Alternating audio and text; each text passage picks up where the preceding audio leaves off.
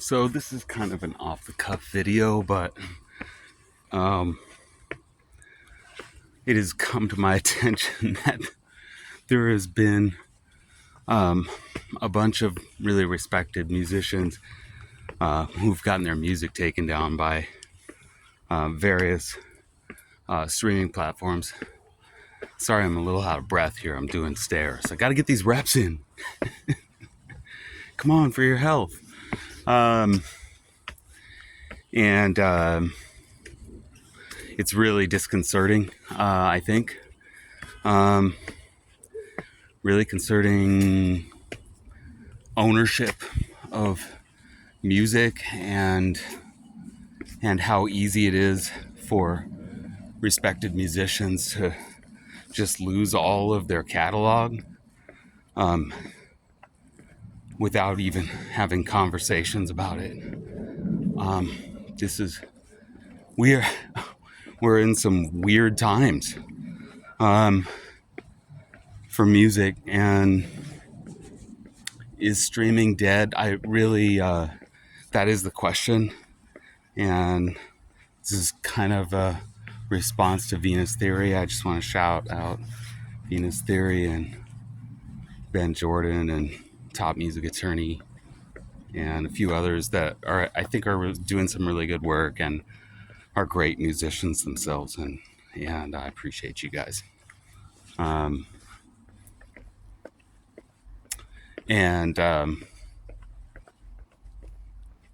I think that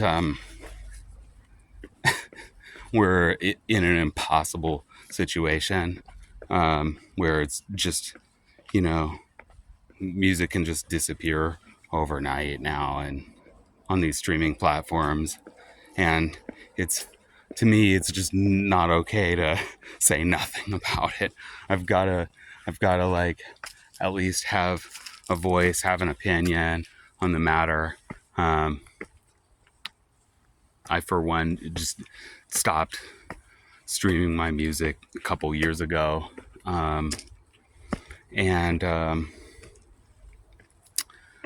don't know. I found a pretty cool solution. I've been talking about this before, but instead of these streaming platforms, I really feel like Tezos is a very, very good answer. And I will give you my list why. First off, super low minting fees makes it easy for people to share their work worldwide. And great for,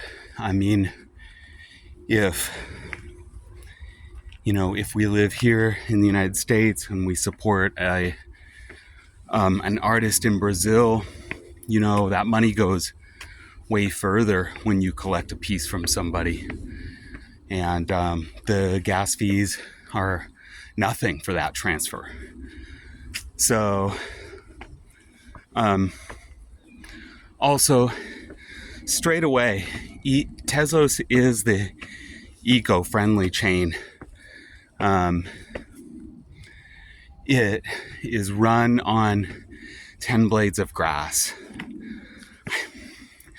I don't know. It is, but I'm just kidding you. But seriously, do your own research. Ask ChatGPT. It will tell you. My favorite part of Tezos is actually the Tezos community, the art community, the music community. Amazing people and some incredible artists. Tezos is the art chain. I would kind of equate it to almost like back in like the early 90s here in Seattle. Super punk, grunge, lots of people taking over buildings downtown and transforming them into music clubs or art studios. There was a lot of that. And this is kind of the same mentality here over on Tezos. And the platforms that I'm really speaking of specifically are objkt.com, objkt.com, and teia, teia.org. You can check out the art there. It's free. You could just go on there and have a look. But I do want to, in all fairness, I do want to offer a solution. And that solution really has to do with provenance. And by that, I really mean like the ownership, the history of ownership of something, anything. But in this case, I'm talking about NFTs and why that really matters. Because with these streaming platforms, we don't have that. And it creates a receipt, a digital receipt, if you will. Who owns your music? And when they sold it? To who? To what wallet? And that's the thing. For the last 4 years, I've been testing this. And here's the thing. I basically know who all of my collectors are. And granted, it's not in the thousands. So, but I have some dedicated collectors. No doubt about it. And there's a connection between me and a lot of them. Instead of streaming, you not knowing who's listening to your music, and they don't own it, they're just renting it. So we're talking about trusted provenance between your fans and you. And that is just something that these streaming platforms are just not going to give us. And I think we should ditch them, all of them, and try something else. There's an idea that I just learned about from a friend of mine. Red ocean theory versus blue ocean theory.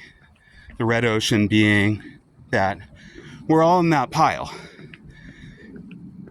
on the streaming pile, and we're all competing for earballs, and there's just too much, and there is too much noise in that ecosystem, and illegitimate streams, and it's just gross. There's too much nefarious bullshit. And I'm offering you a different way. And that is blue ocean. That we actually do something about it and take control of our own music. And put it on IPFS, put it on Tezos. IPFS is Interplanetary File System. It's the way that files are basically stored or transferred. You can look it up. If you don't like IPFS, you can actually mint directly on chain now. And that's incredible. So, and I will leave these links in the comments if you got this far with this video. But the blue ocean theory is that basically we create our own lane. And I think that lane is over here on Tezos. I really do. And I've been saying it for 4 years because nothing that I've ever said about it really has been subjective.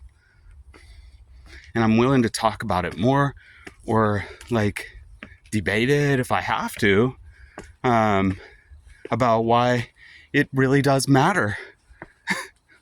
Oh, and here's another really cool thing that on teia.art,